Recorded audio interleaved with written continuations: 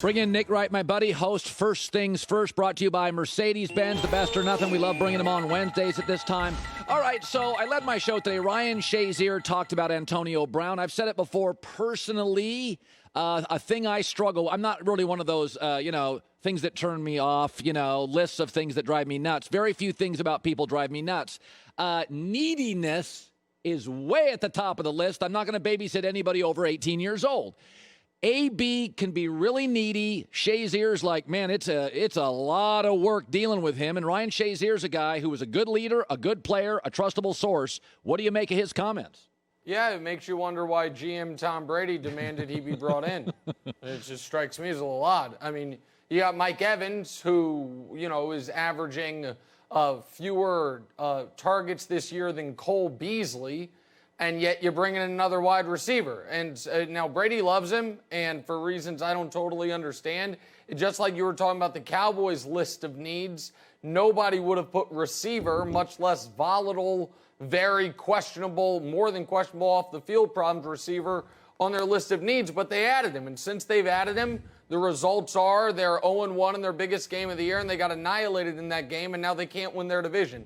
So I would say the early returns are not promising, but what I am hearing from my sources in Tampa is they believe once all the fair points are scored in that Saints game, they're going to be called victors.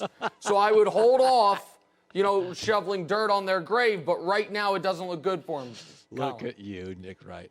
So, you and I think mostly... That's just what I'm hearing. Yes, So, I think you and I mostly agree on Dak, the intangible stuff we love, but you start looking around the world at the Mahomes and the Russell Wilsons, and there's just some stuff, just don't stack up. Arm, escapability, Kyler Murray now.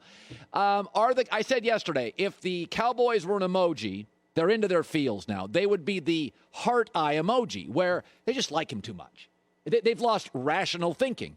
Do you think they're too loyal to Dak? Sure.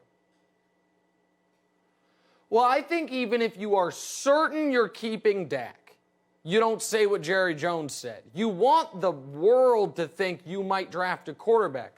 Let's go back to a draft you're very familiar with, Colin, when the Indianapolis Colts at the third pick were able to trade down to 6 very shrewdly and pick up 3 additional second-rounders because the Jets wanted Darnold. Why were they able to do that? Because everyone knew the Giants were not taking a quarterback at 2.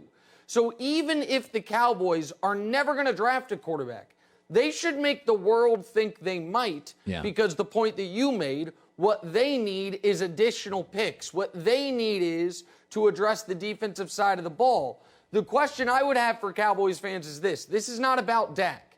If Patrick Mahomes were their quarterback this year, are they a Super Bowl caliber team? I say no. I think the defense has showed to be too poorly coached and too bad. And if that's the case, then you do have to consider, if you end up with the second pick and you can get Fields, you can franchise Dak and immediately trade him for 2 first-rounders and save close to $40 million so you could spend money on your defense, draft defensive players, have a cheap quarterback that maybe has the same or greater upside than Dak. I would at least consider it because the team right now seems to be broken, and bringing Dak back and having one blue chip player in the top 5 is not going to fix that. Speaking of quarterbacks, I thought Kyler versus Tua was the best 3.5 hours of football I had watched in a long time. I thought it was wildly entertaining. 2 different styles, although about the same size. What did you make of his second start? Yeah, I mean, I think how good is Tua going to look when he doesn't have to worry about the fact that he's playing for his job? I mean, once the audition's over, I think he's going to be just fantastic. I thought Tua was great. I think Tua is right now the best quarterback in that division.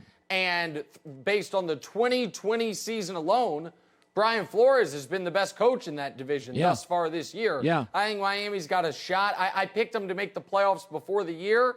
At this point, I think they have a shot at winning the division. And, yeah, I thought Tua was awesome. You just mentioned Kyler. I don't know if we're going to get to it or not, but I don't know the universe where Carson Wentz is on that same quarterback tier as Kyler and Lamar. It was very confusing to me. I thought Kyler was awesome, and I think Arizona's scary, especially once they get a little more experience in these big games. All right. So you love basketball like I did, and I said, you can view something differently because you see it from a different angle. And where everybody that's 20 years old sees Michael Jordan on YouTube and didn't see any of his losses or missed shots, he's the greatest player ever. We have to live with LeBron's bad games, the one he has a year. And in Isiah Thomas's eyes, when he says MJ is the fifth best player I ever faced, well, when he was in his prime with the Pistons and they were in their prime, Michael just shot a bunch, didn't elevate others, and could never beat them. Yeah. So I defend Isiah that correct. In your eyes, no, Kareem was unstoppable. There was nobody like Kareem in his prime. So your takeaway, I kind of defended Isiah today with his thoughts. Yeah, well, listen, Jordan and those Bulls, as you mentioned, couldn't beat Isaiah's Pistons. They finally beat them once the Pistons had aged out of contention after the Pistons had owned them for the 80s. And so, of course, Isiah Thomas, what do all those players have in common that he mentioned? Those were the greatest players of the 1980s. Yeah. Jordan was not one of those guys. Jordan was the greatest player of the 90s. And so, of course, I defend Isiah. I'm also glad Isiah included Dr. J. Dr. J, who I think's the 15th greatest player of all time, but nobody counts what he did in the ABA when he won 3 MVPs and championships in the ABA, so people forget about how great he was before he even got to the Sixers in the NBA. But whenever here's what I would say to the audience that is saying, Nick and Colin, you're both just in the tank for LeBron. The next time one of these types of shows is running a Jordan highlight reel, count on your fingers how many of the highlights come against the Pistons. Because there ain't none.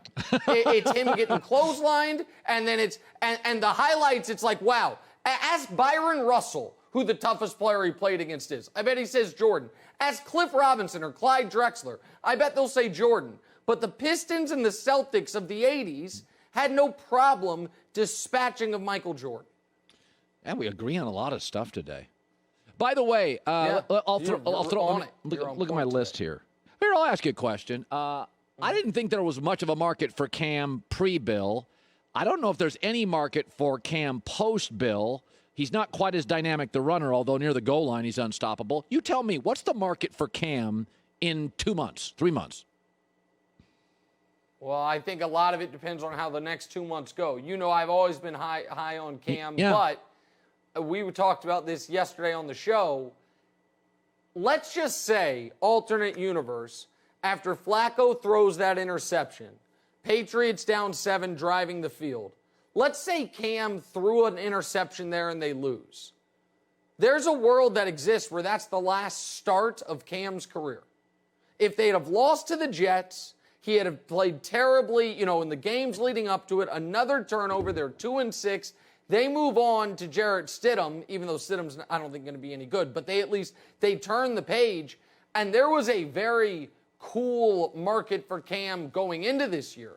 If this year ends poorly for him, I feel like the market, it's maybe not non-existent, but it's minimal. I think while the Patriots are hanging on for their dear lives to make the playoffs, Cam's future as a starter is hanging on by a similar thread. Yeah. And I think we've seen how good he can be in some of these games, but the consistency obviously hasn't been there.